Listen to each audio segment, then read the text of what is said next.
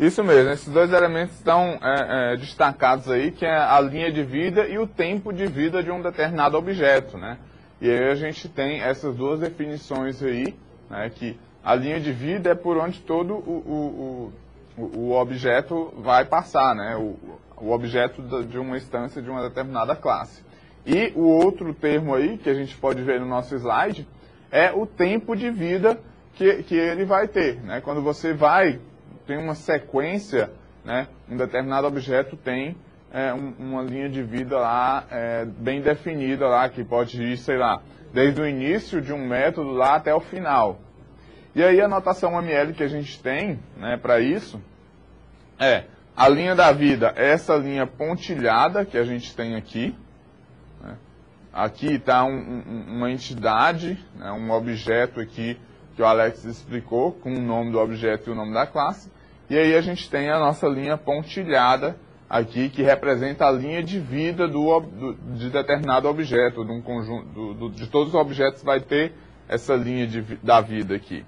E o outro, né, que é a linha, o tempo de vida, né, que a gente tem, está aqui. Embaixo que vocês podem ver a linha pontilhada, que é a linha da vida do objeto aqui. E o tempo de vida é aonde que ele pode estar sendo chamar métodos de outras classes, como que ele vai ser acionado, até onde ele vai receber o retorno lá de determinados métodos que ele vai estar chamando de outras classes. Ou seja, eles realizam esse processamento através aí do processo de comunicação, as trocas de mensagens que o Fredson mencionou anteriormente, que a gente citou.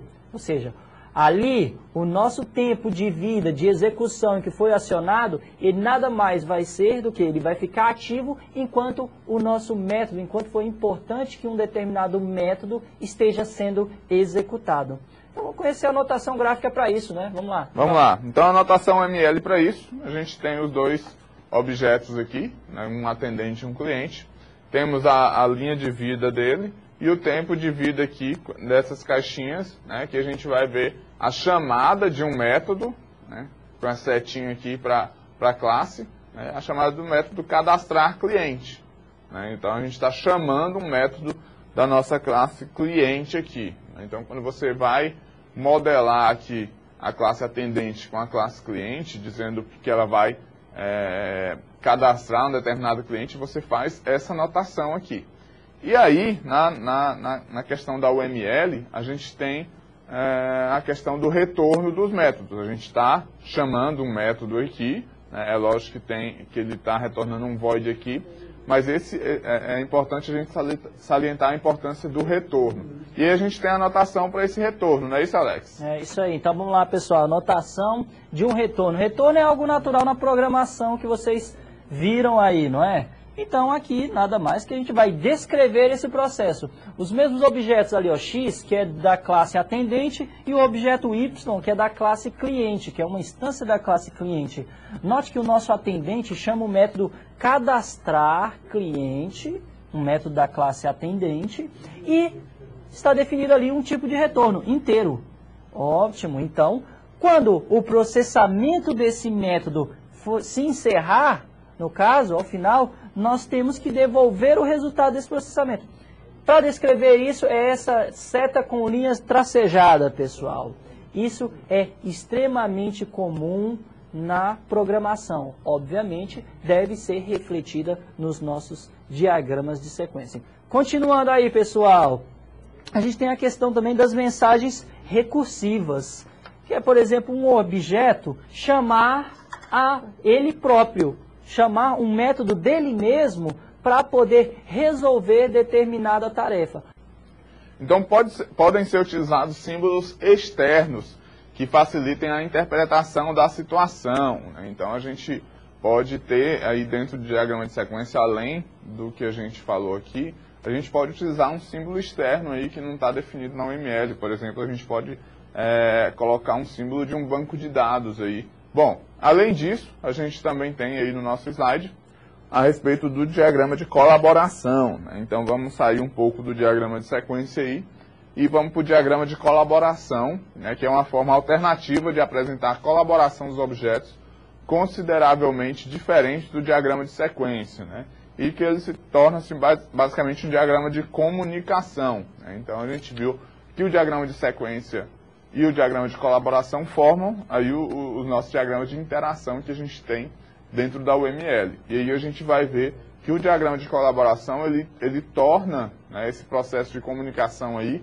que o diagrama de sequência mostrou, ele pega ele e mostra de uma forma diferente, de uma forma mais estrutural, não é isso, Alex? É isso aí, pessoal. Então, lidar com o diagrama de colaboração, ele nada mais vai ser do que um aliado para o processo do diagrama de sequência. A gente vai ver uma diferença, algo que é natural entre os dois. A gente viu que o diagrama de sequência ele destaca a sucessão de interações, uma sequência de interações e como elas vão ocorrer através de chamadas de métodos.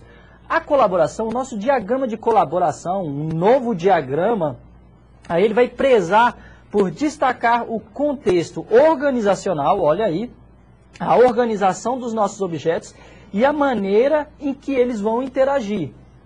A ideia é, um está baseado no tempo, outro está baseado na organização de como vai haver essa comunicação entre os nossos objetos. Uma palavra que poderia definir isso é definir o processo de diagrama de colaboração como algo que vai apresentar a parte lógica e funcional do nosso sistema, tá ok? Mais sobre o diagrama de colaboração, Fred? Vamos sim, vamos ver no nosso slide que a gente tem mais alguma ideia. Então ele pode ser transformado em um diagrama de sequência sem que sejam pedidas informações. Então essa é a grande diferença lá. O diagrama de sequência ele está mais ligado ao tempo, qual é a sequência correta dos métodos a serem chamados para levantar um determinado requisito do sistema. E o diagrama de colaboração não, ele está mais preocupado de como que é feita essa comunicação aí. Então vamos ver no nosso slide aí a notação, né, para o nosso diagrama de colaboração.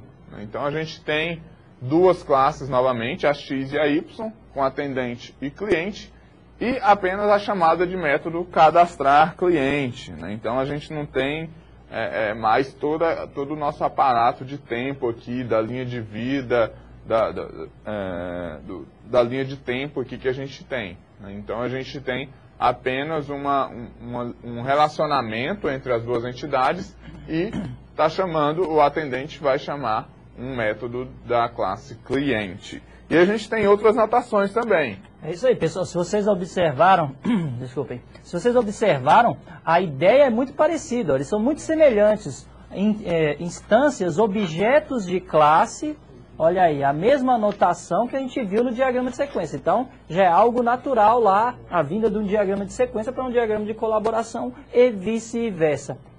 Outra notação aí que vocês estão vendo, ali, voltando, é que nós podemos ter a mudança de estado, a representação de mudanças de estado, o que não ocorre lá no diagrama de sequência, que é representado por essa linha tracejada. Vocês têm isso aí também na apostila, onde, por exemplo, de um objeto administrador, nós podemos transformá-lo em um objeto do tipo funcionário. Onde é que a gente pode ver isso, pessoal? A gente pode ver isso no processo de herança. Isso é mais nítido na implementação quando nós falamos de herança, onde um administrador pode herdar de um funcionário, ser um funcionário com mais poderes, mas ele continua sendo um funcionário e ele aí pode, no caso, atender a um cliente, cadastrar um cliente. Então, esse processo de mudança de estado é algo natural na implementação que deve estar presente no nosso diagrama de colaboração também, ok? Continuando aí, outra notação, pessoal, é a notação de objeto ativo. Ele consiste só em definir que o nosso objeto, que um determinado objeto dentro de um diagrama, ele vai estar destacado, por exemplo, com uma linha mais forte, tá? Nós temos que considerar ainda que pode ocorrer que muitas ferramentas não deem algumas dessas notações. Elas estão definidas na UML, mas pode ser que as ferramentas não tenham se preocupado com isso, lidando sempre com aspectos mais centrais descritos no processo de software. Através desse estado ativo, a gente consegue aí colocar um pouquinho de tempo no nosso diagrama de colaboração, um pouquinho do trabalho de tempo, porque vocês vão estar dizendo que um determinado estado está ativo ali, um determinado objeto está ativo naquele momento, depois outro objeto está ativo na comunicação. Então isso pode acrescentar valor ao diagrama de colaboração.